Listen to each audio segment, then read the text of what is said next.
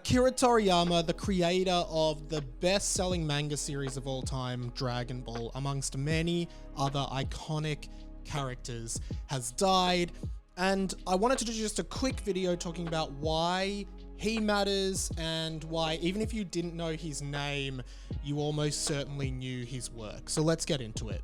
Hey guys, it's Mike, and while I've got you here, I'd love you to subscribe and check out some of my other videos. Give this one a thumbs up and leave your comments. Let me know your favorite Toriyama character or thing that he created. I'd love for you to be part of the discussion too. So if you were a 90s kid like me, you almost definitely grew up watching Dragon Ball Z.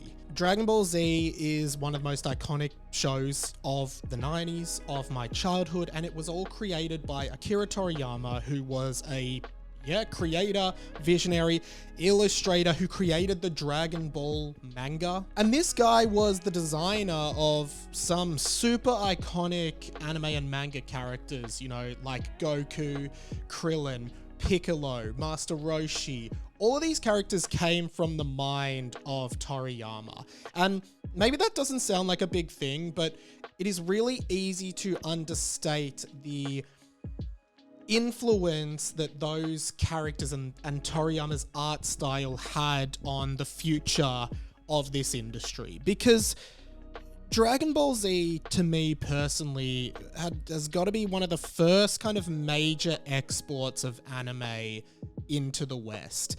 And you have these fantastic, creative, alien-y characters. You've got a character like Goku, who is just your classic shonen character, this strong superhero. I've in the past described Goku as the Japanese Superman, because Goku and Superman share very similar origin stories. You know, they are both aliens sent to Earth by their parents, and of course, I guess in Goku's case, he was actually specifically sent to destroy the Earth, but ends up being a good guy. And I think having really strong characters like that, like the West had Superman, and Superman was this figure of justice and of power and strength and responsibility and all of these things. And then I feel like Goku was Japan's representation of that. Goku, this Toriyama character, was just this ultimate good,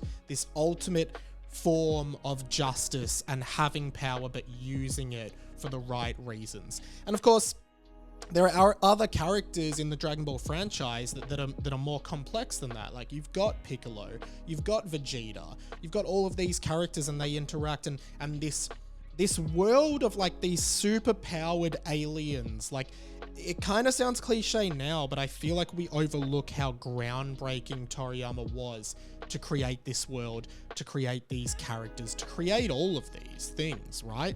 Of course, it was adapted from an ancient Chinese novel, and I think it's called Journey to the West, which has influenced a bunch of stuff, and it's a really, really long book as well. But just the way Toriyama created that manga, which then was turned into a very successful anime and continues to be a successful franchise to this day, culturally, it is so relevant. And I feel like there are traces of Dragon Ball and Toriyama's work in a lot of things today. There is no denying, in fact, it has been explicitly said that like a lot of modern anime, like think about it like this. If say like The Simpsons is the genesis of like the adult animated primetime show, then you've got like everything that spurred from that, right? Like Family Guy and South Park and Futurama and American Dad and Bob's Burgers and BoJack Horseman. Like, all of these come from The Simpsons,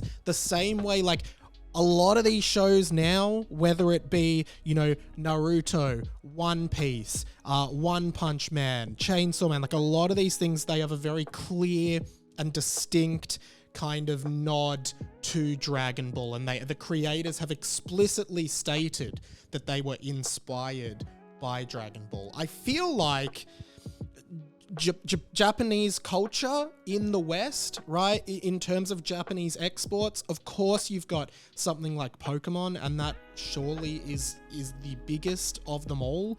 But, you know, right next to that, I feel like you have Goku and Co as these incredibly recognizable characters in the West, like these really important characters that a lot of people of Gen Z and millennials really identify with, because that show had so many complex and relatable storylines, so many unbelievably greatly designed villains like Frieza, like Cell, like Majin Buu, like all of these characters, and just still in my mind are so cool as a nearly 30-year-old. And of course it continues with Dragon Ball Super, and it's continuing beyond Super, but the legacy of Toriyama is so strong, not to mention his work in the video game industry as well, designing, you know, characters for Dragon Quest, designing the Chrono Trigger characters, both very iconic and important series in gaming history, right? I remember when the hero from Dragon Quest became a character in Super Smash Bros. And people were so happy that Toriyama had a character in Smash Bros. Because he is such an iconic creator, right? And I was a very, very avid follower of like Smash Bros. Rumors and discussion. And from literally back in the Super Smash Bros. Melee days, everyone wanted Goku to be playable, which was never going to happen, but Goku was just such, again, an iconic character. Super Saiyan is such an iconic thing that I feel like everyone knows. And I think that is why Toriyama's legacy is so strong, because even though maybe you didn't know his name, you definitely are aware of his works, and you were definitely aware of the influence that his works had and will continue to have post his death. Rest in peace, Toriyama. Like, to me, this is very sad. Of course, we also lost the creator of Yu-Gi-Oh! A few years ago. These are like really big moments from my childhood, and you know, as a 90s kid, these are really big things that were around when I was a kid, so it is very, very sad. But also, that era to me was the era in which Japanese culture was so heavily exported into the West and really became a mainstay in the West, and that's why kids like me in Australia saw Dragon Ball Z.